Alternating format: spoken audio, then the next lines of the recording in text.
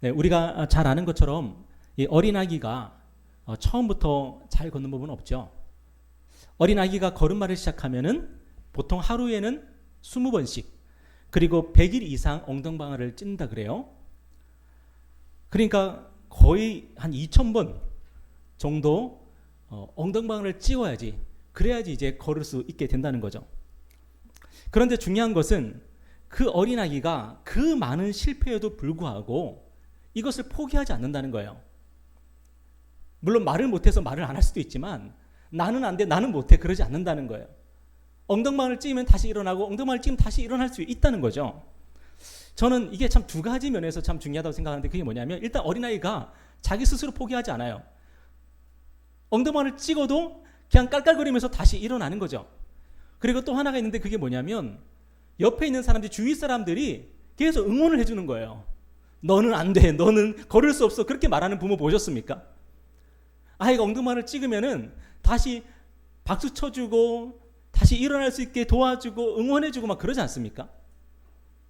이 내적인 힘과 이 외적인 힘을 가지고 결국 어린아이는 일어서서 걸을 수 있다고 생각을 합니다. 여러분, 우리도 마찬가지라고 생각합니다.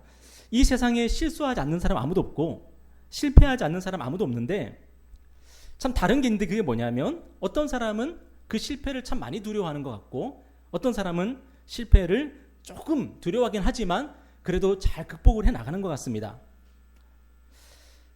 우리는 인생에서 다 미숙한 사람들 아닙니까? 인생 2회차로 살아가는 사람 아마 아무도 없을 것이고, 내가 예전에 40대를 한번 살아봤는데 40대는 이렇게 살아가는 거야, 그런 분은 아무도 없을 것입니다. 다 인생을 처음 살아가는 것인데, 중요한 것은 우리가 넘어지고 우리가 실패할 때에 다시 일어설 수 있는 힘, 그리고 괜찮아 넘어질 수 있어 할 수 있는 그 힘, 그 힘이 참 저와 여러분에게 중요하다는 생각을 합니다. 여러분, 신앙생활도 마찬가지라고 생각을 하는데, 여러분, 믿음이라는 게 뭐죠? 믿음은 실패하지 않는 게 아닙니다. 믿음은 성공하는 게 아닙니다. 믿음은 우리가 실수할 수 있고 실패할 수 있고 넘어질 수 있는데, 우리가 믿음이 있으면은 소망을 잃지 않고 우리가 용기를 잃지 않을 수가 있다는 거죠. 이게 어떻게 가능하냐면 믿음의 본질 자체가 우리 자신에 대한 자기 확신이 아니기 때문이에요. 믿음은 나에 대한 확신이 아니라 하나님에 대한 확신이기 때문입니다. 여러분, 혹시 비행기를 탈 때에 이런 생각 해보신 분 계십니까? 내가 비행기 조종을 잘할 수 있을까? 혹시 비행기 조종을 잘할 수 있을까 스스로 걱정하면서 비행기 타신 분 계십니까? 아무도 없을 거예요. 왜냐하면 비행기 조종은 우리가 하는 게 아니기 때문에. 우리는 편안하게 비행기에 앉아 있으면 됩니다. 그러면은 조종사가 조종을 하는 거죠. 근데 하나님께서 우리에게 바라시는 믿음이 바로 그런 믿음이라는 거예요. 내가 인생을 잘 살아갈 수 있을까? 우리의 믿음이 나에게 초점 맞춰지면 자꾸만 우리 자신을 보게 되죠. 내가 잘할 수 있을까? 내가 안 넘어질 수 있을까? 여러분, 그러려면 왜 예수를 믿습니까? 왜 하나님을 믿습니까? 우리의 믿음은 예수님에 대한 믿음이고 하나님에 대한 믿음입니다. 그래서 우리는 넘어질 때 뭐라고 말할 수 있냐면은, 하나님, 제가 넘어졌습니다. 하나님께서 이 모든 일 가운데 함께 하셔서 저를 인도하실 줄 믿습니다. 하나님, 제가 실패했습니다. 그렇지만 하나님께서 이 실패 가운데 하나님께서 저에게 하실 일이 있을 줄 믿습니다. 우리가 하나님을 믿고 하나님을 의지하고 예수 의지합니다. 우리는 늘 그렇게 살아가는 거예요. 그게 믿음이에요. 근데 믿는다고 하면서도, 내가 믿음이 있다고 하면서도 나의 실패 때문에 너무 큰 충격을 받는 거는 조금 곤란합니다. 실패하지 않기 위해서 최선을 다하는 거 중요하지만, 실패했어도 우리는 거기서 무슨 노래를 불러야 돼요? 무슨 일을 당해도, 아무 일을 만나도 예수 의지합니다. 우리는 그 노래를 부르며 다시 일어서는 사람들이라는 거예요. 오늘 본문에서 우리 주님이 에스겔을 마른 뼈가 가득한 골짜기로 인도하십니다. 그리고 에스겔에게 이렇게 물으십니다. 우리 3절 말씀 한번 읽어볼까요? 자, 시작. 그가 내게 이르시되, 인자야, 이 뼈들이 능히 살 수 있겠느냐 하시기로 내가 대답하되, 주 여호와여 주께서 아시나이다. 여러분, 당시 이스라엘 백성이 지금 어떤 상황이냐면, 바벨론 제국에게 침공을 당해서 하나님의 도성이라고 하는, 하나님의 도시라고 하는 예루살렘이 처참하게 무너진 상태입니다.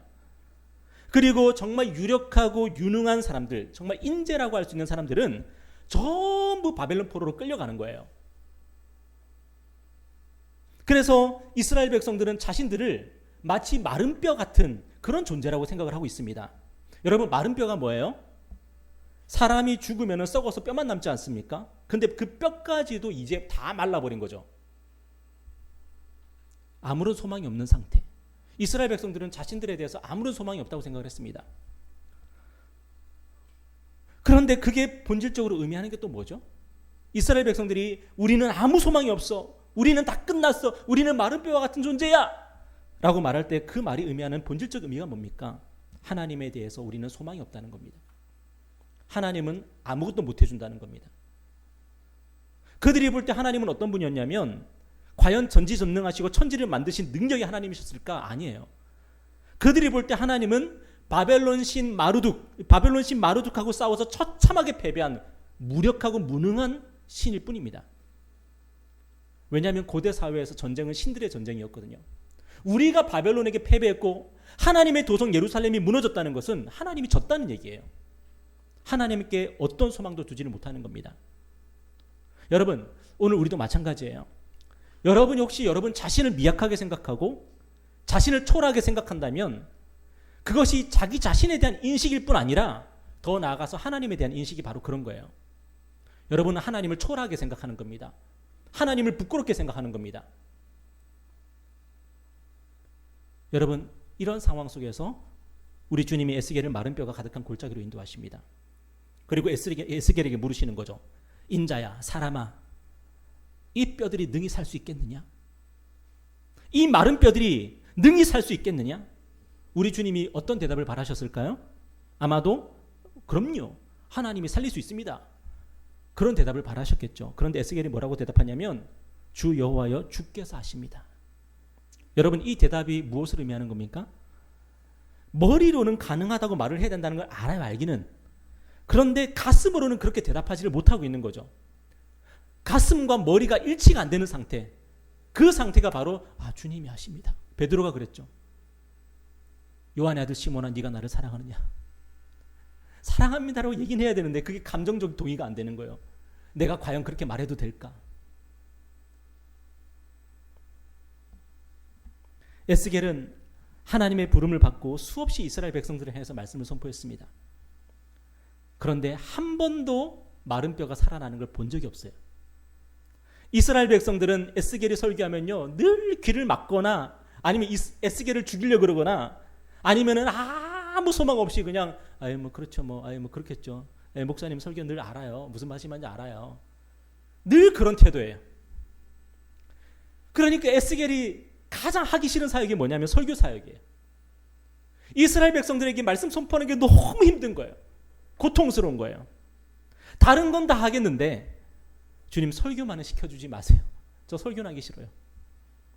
그런데 주님이 에스겔에게 뭐라고 명령하십니까? 다름 아닌 이 마른 뼈들에게 설교하라는 거예요. 우리 4절부터 6절까지 한번 볼까요? 제가 4절, 여러분이 5절, 다 같이 6절 읽겠습니다. 또 내게 이르시되 너는 이 모든 뼈에게 대언하여 이르기를 너희 마른 뼈들아 여호와의 말씀을 들을지어다. 주 여호와께서 이 뼈들에게 이같이 말씀하시기를 내가 생기를 너희에게 들어가게 하리니 너희가 살아나리라. 다 같이 너희 위에 힘줄을 두고 살을 입히고 가죽으로 덮고 너희 속에 생기를 넣으리니 너희가 살아나리라. 또 내가 여호와인 줄 너희가 알리라 하셨다 하라. 에스겔은 마음이 완악하고 소망도 없고 말씀을 들어도 반응하지 않는 이스라엘 백성들에게 설교하다가 이제는 지친 상황입니다. 이제는 그만하고 싶습니다. 그런데 하나님은 에스겔에게 또 설교하랍니다. 여러분, 우리가 살아계신 하나님을 믿고 살아간다는 게 이런 게 아닌가 싶습니다. 우리가 잘 아는 것처럼 믿음은 뭡니까? 십자가 지는 거잖아요. 십자가 지는 게 믿음이잖아요. 그런데 십자가의 영광은 어떤 영광입니까? 죽음의 영광입니다. 죽고 끝나는 영광입니다. 하나님께 다 맡기고 하나님께 다 던져버리고 그냥 우리 자신은 끝나는 게 십자가입니다. 그래서 믿음은 뭐냐면, 믿음은 하면 되기 때문에 하는 게 믿음이 아니라, 이 세상에서는 그런 얘기 많이 하죠. 하면 된다. 그러니까 해라. 그러죠? 그런데 진짜 믿음은 뭐냐면 하나님께 대한 믿음, 예수님께 대한 믿음은 뭐냐면 해도 소용없다는 거 알면서도 하는 거예요. 그럼 왜 해요? 하나님이 시키셨으니까 하는 거예요. 하나님이 하라고 시켰으니까 하는 거예요. 그게 진짜 믿음이에요. 제가 선교단체에서 훈련받았을 때에 늘 반복해서 배웠던 게 있는데 그게 뭐였냐면 전도는 오직 성령 안에서 그리스도만을 전하고 그 결과는 하나님께 맡기는 거다. 늘 그렇게 배웠어요. 근데 이게 왜 중요하냐면 전도해도 예수 믿는 사람 별로 없거든요. 100번을 전도해 보십시오. 예수 믿는 사람 있는지. 온갖 모욕당하고 쫓겨나고 무시당하고 그래서 전도하다 보면 자존감 팍팍 떨어져요. 그런데 전도는 그 사람이 예수를 믿기 때문에 믿을 수 있기 때문에 가능성이 있기 때문에 하는 게 아니라 전도는 해야 되기 때문에 하는 거라는 거예요. 성령 안에서 그리스도만을 전하면 되는 거예요. 그리고 결과는 하나님께 맡기는 거예요. 이게 뭐예요? 이게 믿음이라는 거예요. 여러분 인생을 왜 열심히 살아야 되죠? 우리가? 왜 최선을 다해서 성실하게 신실하게 하루하루 정말 중요하게 생각하면서 그렇게 우리가 왜 살아야 되죠? 그렇게 살게 되면 우리 인생이 뭐 변화가 됩니까? 우리 인생이 달라집니까? 우리 인생에 나중에 막 큰 열매를 우리가 따먹을 수 있습니까? 물론 어린아이들한테는 그렇게 가르쳐야 되겠지만 우리가 인생을 그렇게 살아야 되는 이유는 하나님께서 그렇게 살라고 하시기 때문에 그렇게 사는 겁니다.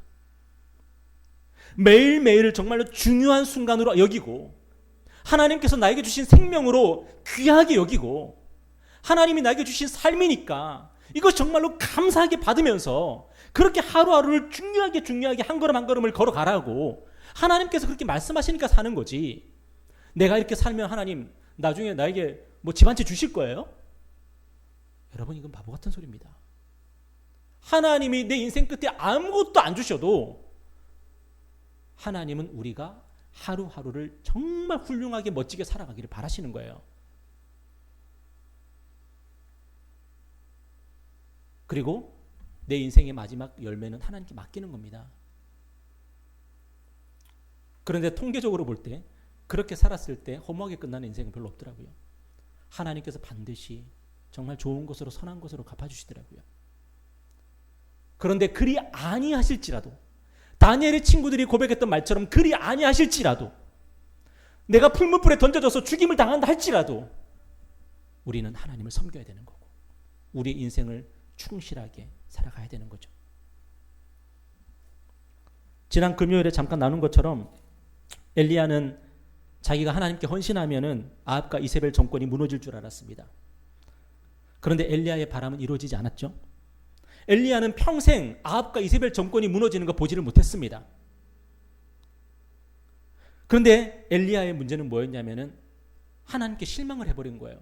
내가 열심히 헌신하면 내가 하나님을 잘 섬기면 아합과 이세벨 정권이 무너질 거라고 생각했는데 안 무너지는 거죠. 그래서 엘리야가 파업하지 않습니까? 더 이상 안 하겠습니다.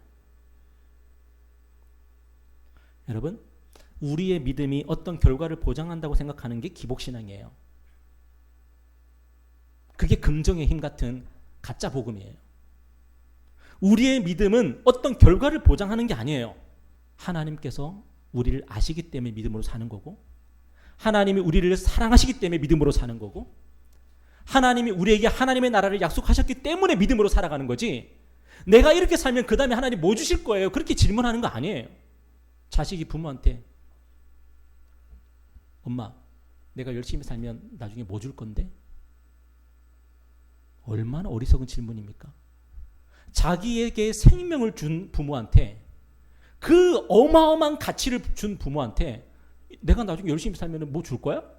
얼마나 어리석은 얘기예요. 하나님이 우리를 사랑하시고 하나님이 우리에게 영생을 주시고 하나님이 우리에게 하나님의 나라를 이미 선물로 주셨는데 우리가 하나님 앞에 뭐라고 그러냐면은 믿음으로 살아서 그 다음에 뭔데요? 이렇게 질문해요. 아니죠. 이미 우리는 믿음으로 살 가치가 있는 거예요. 우리 인생은. 이미 우리는 그렇게 살아야 될 이유가 있는 거죠. 참 엉터리 같은 얘기가 뭐냐면 11조 많이 하고 헌금 많이 하면은 나중에 하나님이 하늘에서 막 복을 내려주신다고 막 그래요.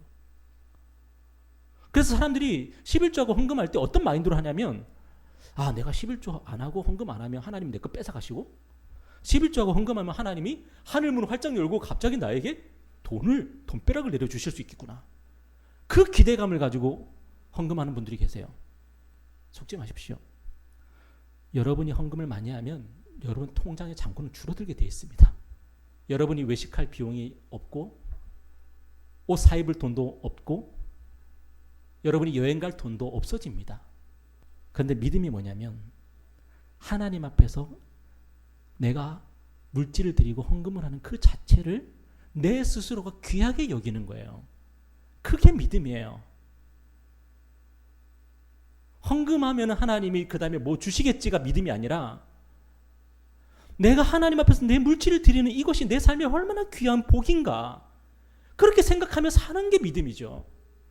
아까 우리 김학철 교수님이 속물사회 그런 얘기를 했는데, 내가 이거 헌금하면 하나님이 나에게 더 많이 주시겠지, 얼마나 속물입니까? 그게 아니라 하나님이 나에게 주신 게 얼마나 많은데 이 중에서 내가 하나님께 드릴 수 있는 게 있어서 너무 감사합니다. 이게 진짜 믿음인 거죠. 오래전에 신들러 리스트라는 영화가 있지 않았습니까? 여러분도 아마 다 보셨을 거라고 생각하는데, 그 영화가 실화를 바탕으로 만들어졌잖아요. 이 주인공 오스카 신들러라는 사람이 어떤 사람이었습니까? 원래 아주 부유한 사업가였는데 우연히 홀로코스트 수용소를 보게 되죠. 아우슈비츠 수용소를 보게 되죠. 그리고 거기서 유대인들이 죽어가는 것을 알게 되고 충격을 받죠. 평소에는 돈을 펑펑 쓰고 살고 쾌락을 위해서 돈을 펑펑 쓰며 살았던, 자기 자신의 안락을 위해서 그렇게 돈을 쓰고 살았던 이 사람이 갑자기 변하기 시작하죠. 그리고 독일 그 장교들에게 자신의 사제를 털어가면서 돈을 줘가지고 그 유대인들 한 사람 한 사람을 직원으로 빼오기 시작하죠.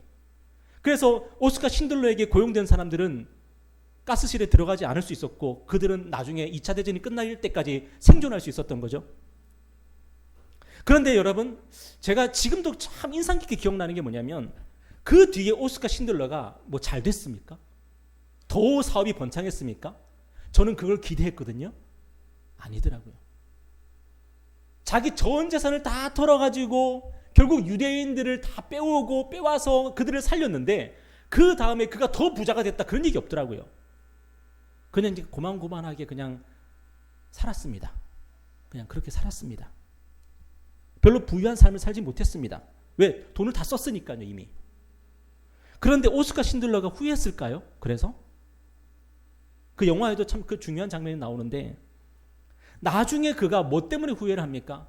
자신의 금반지 이거 마지막으로 이거 팔았더라면 한 사람은 더 살렸을 텐데 내가 이거 팔지를 못했구나라고 후회하지 않습니까?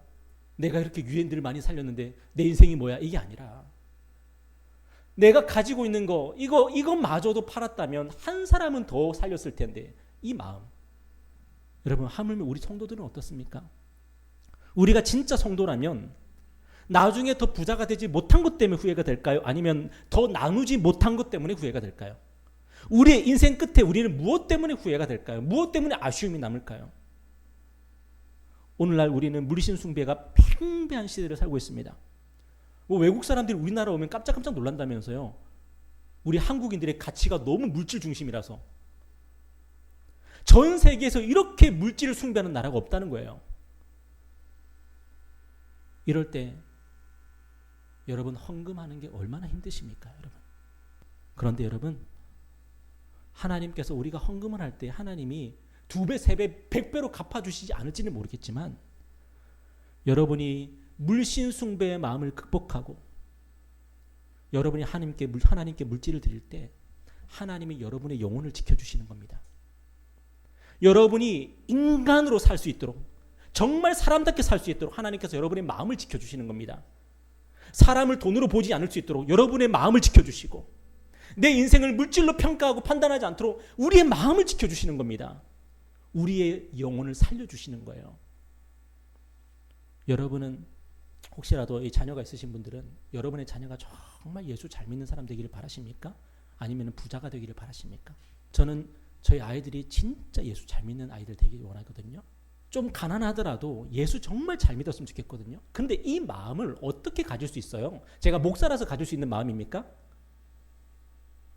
우리의 믿음을 지킬 때에, 그리고 우리가 믿음으로 우리의 물질을 나누고 하나님께 드리며 살아갈 때에 하나님께서 우리의 마음을 그렇게 지켜주시는 거예요. 이것이 여러분에게 이익인지 손해인지는 여러분이 판단하십시오. 에스겔은 주님의 명령대로 마른 뼈들에게 설교합니다. 그런데 놀라운 일이 벌어지게 되죠. 오늘 7절 8절 한번 읽겠습니다. 시작.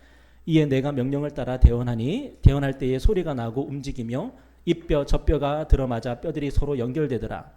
내가 또 보니 그 뼈에 힘줄이 생기고 살이 오르며 그 위에 가죽이 덮이나 그 속에 생기는 없더라. 에스겔이 하나님의 말씀을 선포했을 때에 막 뼈들이 막 다다다다다들이 움직여요. 그러더니 막 뼈들이 탁탁탁탁 맞춰지기 시작하는 거예요. 그러더니 놀랍게도 그 뼈 위에 힘줄이 막 생기더니 살이 오르더니 피부가 쫙 생기더니 막 털까지 생기는 거 막. 이 마른 뼈들이 사람들이 되는 거예요. 막. 그런데 문제가 뭐냐면 그 속에 생기, 여기 생기는 뭐냐면 생명을 말하는 겁니다. 생기가 없는 거예요. 다시 말해서 사람들이 되긴 했는데 살아있는 사람이 아니라 죽어있는 시체 같은, 송장 같은 그런 사람들인 거예요. 에스겔은 그 모습을 보면서 낙심했을지 모르겠습니다.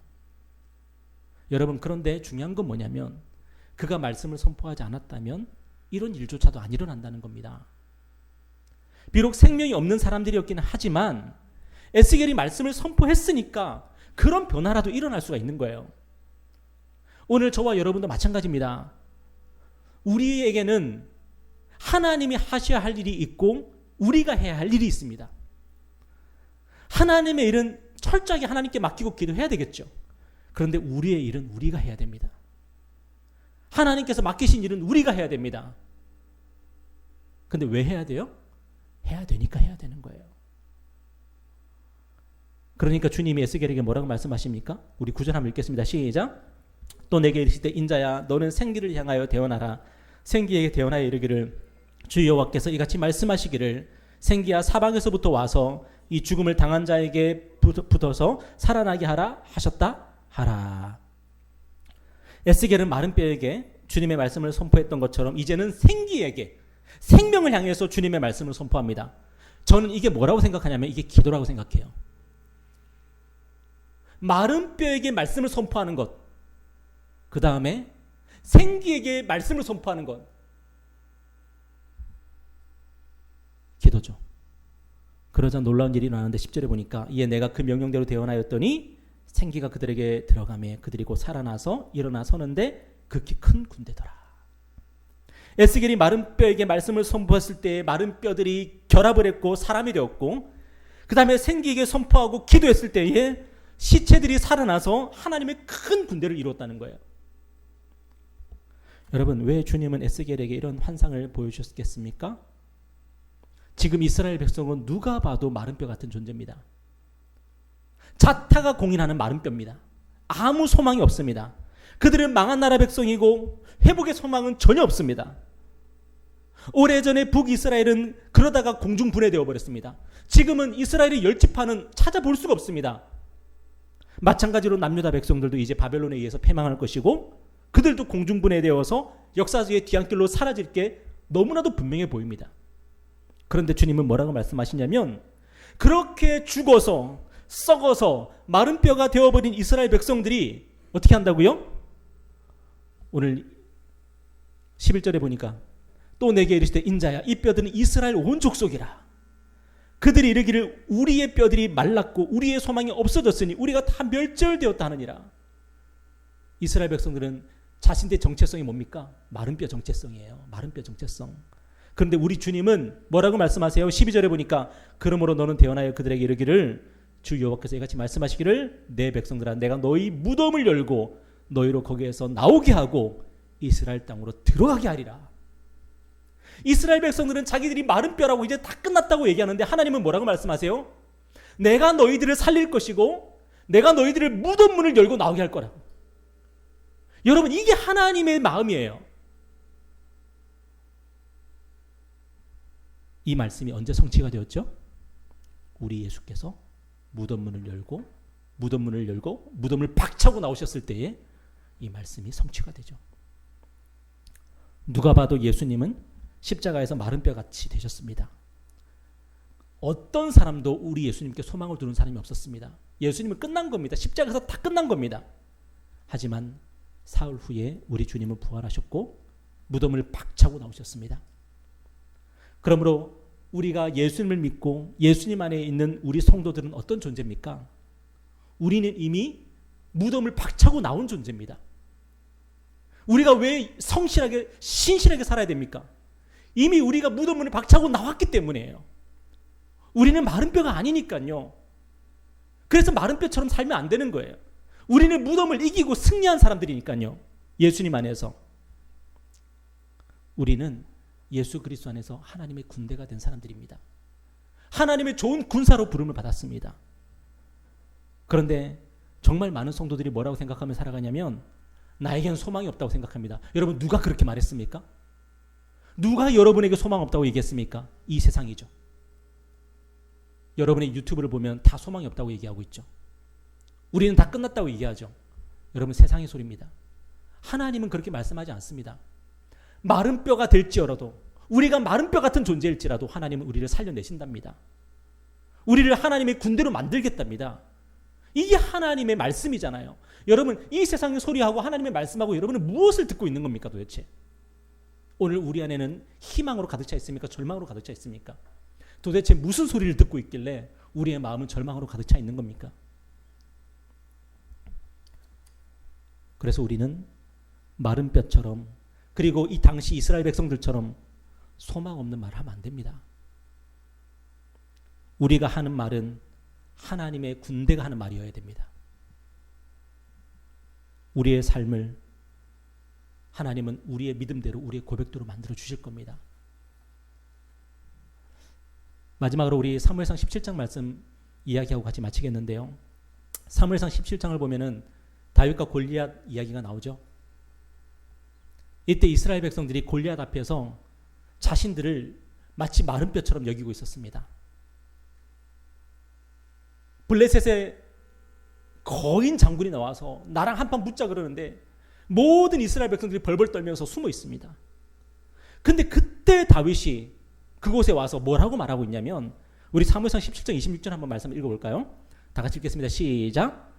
다윗이 곁에 서 있는 사람들에게 말하여 이르되 이 블레셋 사람을 죽여 이스라엘의 치욕을 제거하는 사람에게는 어떠한 대우를 하겠느냐? 이 할례받지 않은 블레셋 사람이 누구이기에 살아계시는 하나님의 군대를 모욕하느냐? 지금 다윗이 이스라엘 군대를 뭐라고 부르고 있어요? 살아계시는 하나님의 군대라는 거예요.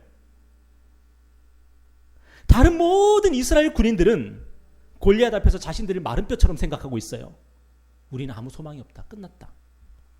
그런데 다윗은 이스라엘 군대를 바라보면서 우리는 하나님의 군대야. 그렇게 믿음으로 선포하고 있는 거예요. 하나님은 바로 그 믿음을 보시고 그 고백을 보시면서 다윗에게 놀라운 승리를 주신 거 아닙니까? 여러분 오늘 저와 여러분은 우리 자신을 누구라고 여기며 살아가고 있습니까? 아침에 일어나면은 여러분의 정체성은 무엇입니까?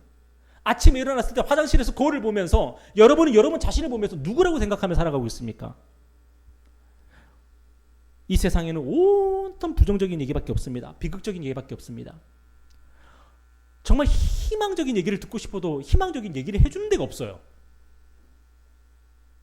그런데 하나님의 말씀을 한번 펼쳐보십시오. 하나님의 말씀 펼치고 한번 읽어보십시오. 거기서 뭐라 그러는지. 우리 등신이래요? 우리 바보래요? 너희들은 마른 뼈야 깔깔깔깔 그래요? 아니요. 우리 주 예수 그리스도께서 무덤 문을 열고 무덤을 박차고 나오셨다고 선포하고 있습니다. 그게 복음이잖아요. 그리고 우리가 바로 누굽니까? 그 예수를 구주로 믿는 사람들이잖아요. 우리는 하나님의 군대입니다. 우리는 하나님의 군대입니다.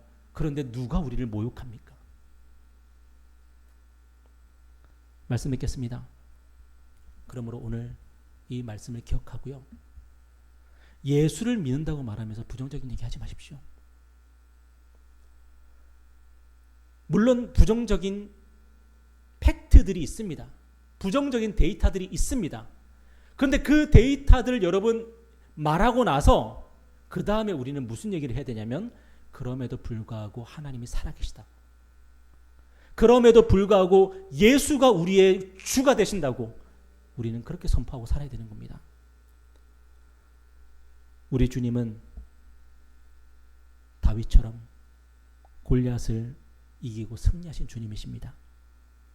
그 주님이 죄와 죽음을 이기신 그 주님이 우리에게 이렇게 말씀하십니다. 이 말씀 읽고 마치겠습니다. 마태복음 16장 18절. 자, 시작.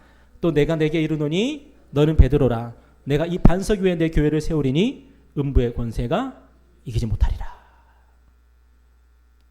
지옥의 권세가, 음부의 권세가, 악한 마귀가, 이 세상이 교회를 이길 수 있습니까? 없다는 것입니다. 승리하신 주님이 우리의 주님이십니다. 다윗이 골리앗을 물리쳤을 때에 온 이스라엘 백성들이, 숨어있던 이스라엘 백성들이 다 튀어나와서 블레셋 군대를 격파했습니다.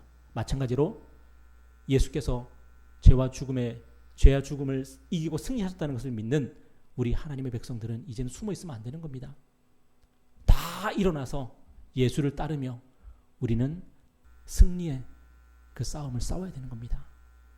저와 여러분의 하루하루가 절망이 아니라 희망으로 충만한 삶이 되기를 바랍니다. 우리가 대단해서가 아니라 하나님이 살아계시기 때문에, 우리 예수님이 우리의 구주가 되시기 때문에 저와 여러분의 하루가 은혜로 충만할 것이고 성령으로 충만할 것이고 우리가 기도할 때 하나님이 들으실 것입니다. 절망 중에 에스겔처럼 하나님의 말씀을 붙드십시오. 선포하십시오. 고백하십시오. 그래서 하나님의 은혜로 승리하는 삶이 되시기를 주님의 이름 축복합니다. 기도하겠습니다.